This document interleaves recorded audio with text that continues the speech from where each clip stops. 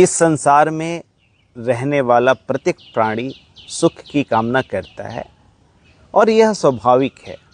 सुख पाने की आशा सभी करते हैं, लेकिन कभी कभी उस सुख को पाने में हम गलत निर्णय कर बैठते हैं, गलत चीज़ों का चयन कर लेते हैं। इसके लिए कबीर साहब ने सांप और छछूंदर का उदाहरण दिया है। सांप और छछूंदर का उदाहरण कबीर साहब ने दिया है। कबीर साहब कहते हैं, प्रीति करी सुख लेन को, सो सुख गया हिराई, जैसे सांप छछूंदरी पकड़ी मुख पछताई। सांप और छछूंदर की कहानी हमारे सुख पाने की आशा को बताने के लिए एक बहुत ही अच्छा उदाहरण हो सकता है।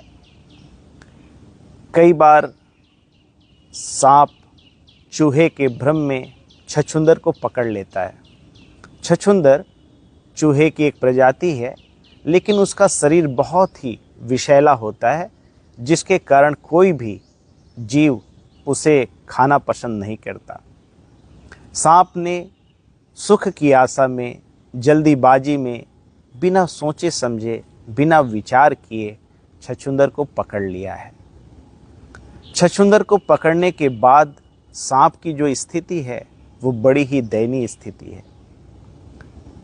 सांप छछूंदर को पकड़ लेता है। पकड़ने के बाद उसके पास दो ही ऑप्शन है, या तो सांप छछूंदर को खा जाए या तो छछूंदर को छोड़ दे। अगर सांप छछूंदर को खाता है तो मर जाएगा, और यदि उसे छोड़ता है तो अंधा हो जाएगा। ये तो बड़ी ही विकट स्थिति है, और ऐसी ही स्थिति कभी कभी हमारी भी हो जाती है।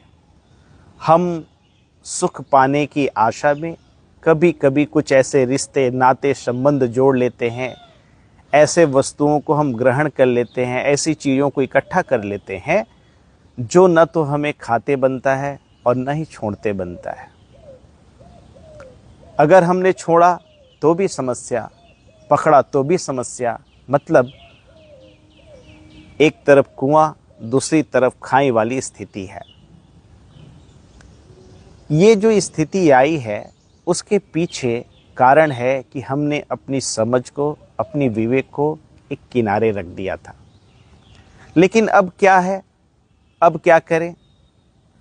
कबीर साहब और इसको बताते हुए कहते हैं, सांप छछूंदर दोय को नेवला निगल जाए, ताकू विष बेड़े नहीं, जड़ी भरोसे खाए। सांप भी जहरीला है, छछूंदर भी जहरीला है। सांप और छछूंदर दोनों को नेवला निगल जाता है, नेवला खा लेता है, नेवला दोनों को काट देता है, लेकिन नेवले को दोनों के विष का कोई प्रभाव नहीं होता। नेवला दोनों के विष के प्रभाव से बच जाता है। कबीर साहब कहते हैं, ऐसे ही हम भी बच सकते हैं। ये कोई ज़रूरी नहीं कि हमने गलत निर्णय लिया, गलत फैसला लिया तो हम बच नहीं सकते। हम बच सकते हैं। तो नेवला इन दोनों के प्रभाव से बचता कैसे है? नेवला बचता है एक विशेष प्रकार की जड़ी के भरोसे।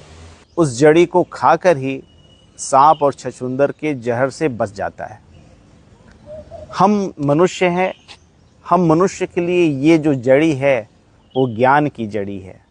ज्ञान रूपी जड़ी हमारे अंदर विवेक पैदा करेगा, और विवेक के कारण हम यह समझ पाने में समर्थ हो पाएंगे कि हमारे लिए क्या सही है, क्या गलत है, हमारे लिए क्या उचित है, क्या अनुचित है।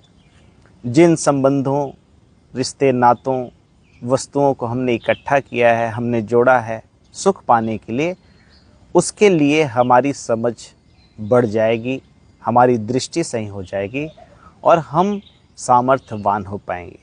जिस आशा से, यानी सुख पाने की आशा से हमने संबंधों को जोड़ा था, उसको हम सही से देखने में समर्थ हो पाएंगे।